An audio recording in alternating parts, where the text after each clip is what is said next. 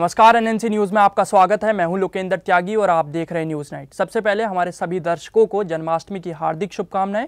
देश भर में जन्माष्टमी का पर्व बड़ी ही धूमधाम से मनाया गया। इंदौर शहर के प्रसिद्ध गोपाल मंदिर और बांके बिहारी मंदिर में धूमधाम से कृष्ण जन्माष्टमी मनाई गई, जिसमें बड़ी संख्या में भक्तों ने मंदिर पहुंचकर कृष्ण जन्मोत्सव मनाया। 12 बजे गोपाल मंदिर में कृष्ण जन्मोत्सव की शुरुआत आरती के साथ हुई। आरती के बाद बड़ी संख्या में श्रद्धालुओं ने माखन चोर के दर्शन कर जन्मोत्सव का जश्न मनाया। संयोग की बात यह रही कि कृष्ण भगवान के जन्म के समय जमकर बारिश हुई थी और 12 बजते ही इंदौर में भी बारिश शुरू हो गई, लेकिन बारिश का भक्तों पर कोई असर नहीं हुआ और भक्त कृष्ण जन्म के अवसर पर जमकर जुटे।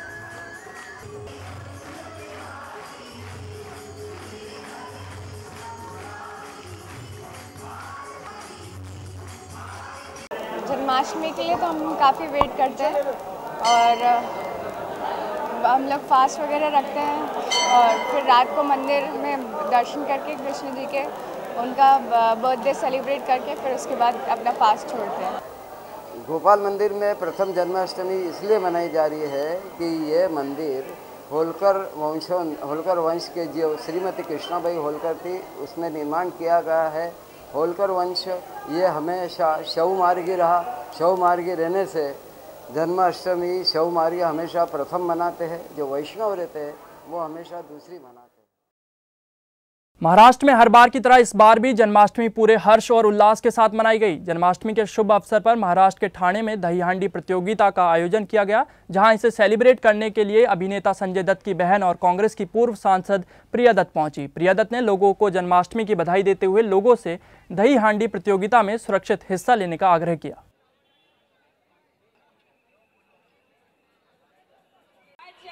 बहुत अच्छा लगता है कि यहाँ एक बार फिर आप सबके बीच पर मैं मौजूद हूँ। धन्यवाद देना चाहती हूँ कृष्णा हेगड़े जी का, जो हर साल इतने शानदार तरीके से वो ये दही हांडी का उत्सव मनाते हैं। दिल्ली से सटे गाजियाबाद के लोनी में इंसानियत को शर्मसार करने वाली घटना सामने आई है, जहां एक 65 साल के एक शख्स पर मासूम बच्ची के साथ दुष्कर्म करने का आरोप लगे हैं।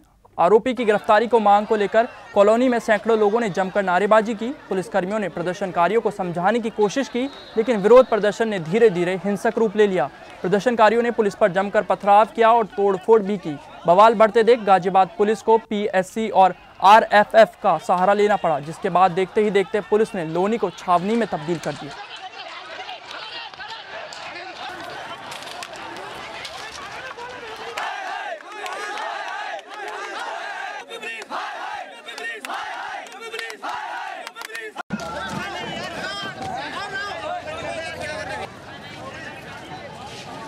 तीन चार वाहनों को दे दी।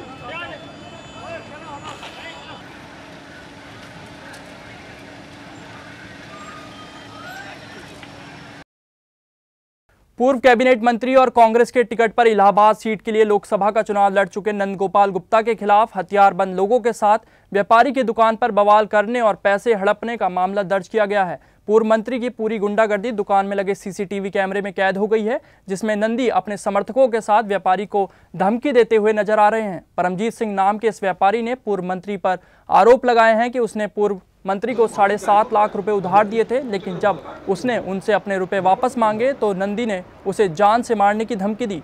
वहीं पूर्व मंत्री नंद गोपाल व्यापारी की लगाए सभी आरोपों को गलत बता रहे हैं। उनका कहना है कि उन्हें साजिश के तहत फंसाया जा रहा है। फिलहाल व्यापारी की तहरीर पर पुलिस ने मुकदमा दर्ज कर लिया है और पुलिस सीसीटीवी फुटेज के आधार पर कार्रवाई में जुट गई है।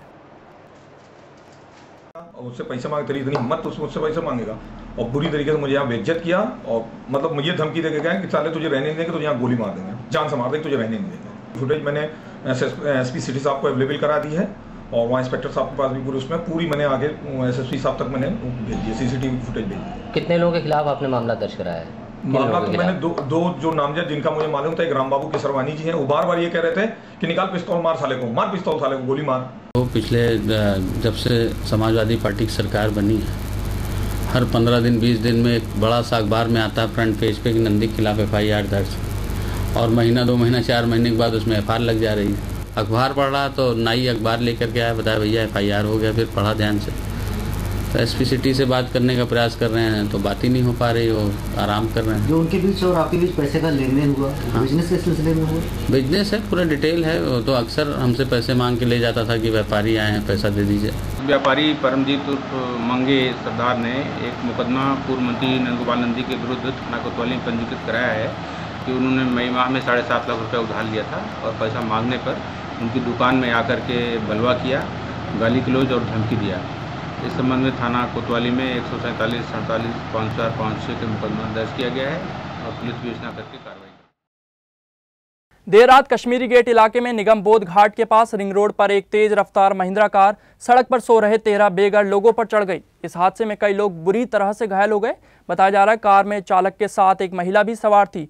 चश्मदीदों का कहना है कि कार चालक की लापरवाही के चलते इतना बड़ा हादसा हुआ। वहीं इस हादसे में चोटिल हुए लोगों का कहना है कि मौके पर पहुंची पुलिस ने पहले कार से महिला और ड्राइवर को निकाला और तुरंत अस्पताल पहुंचाया, लेकिन इस हादसे में गंभीर रूप से घायल हुए लोगों को अस्पताल पहुंचाने में 1 घंटे का वक्त बर्बाद कर दिया गया।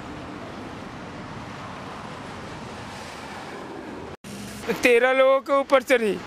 अच्छा, हम लोग उस पार में बैठे थे ऐसे ही। तो भागे तुम?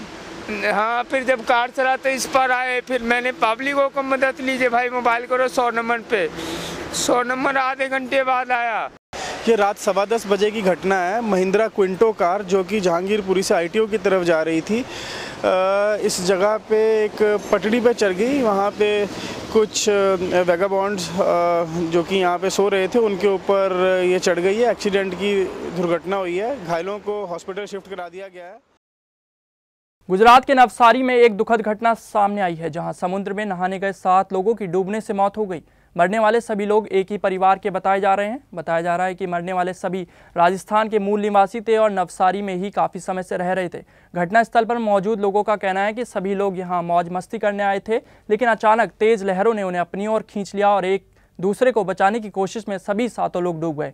लोगों को डूबता देख मौके पर तटरक्षक दल के जवानों को बुलाया गया, लेकिन जब तक जवान घटनास्थल पर पहुंचे तब तक 7 लोग दम तोड़ चुके थे। फिलहाल पुलिस ने सभी शवों का पोस्टमार्टम करवाकर आगे की कार्यवाही में जुट गई है।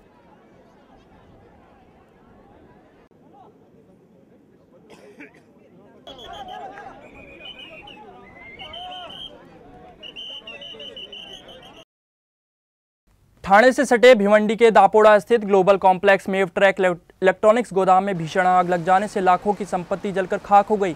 बताया जा रहा है कि आग शॉर्ट सर्किट की वजह से लगी। आग में 5 गोदामों को अपनी चपेट में ले लिया, जिसके बाद आग पर काबू पाने के लिए भिवंडी के अलावा ठाणे, कल्याण, उल्लासनगर से दमकल की गाड़ियां बुलाई गई। कड़ी मशक्कत के बाद आखिरकार दमकल कर्मियों ने आग पर काबू पाया।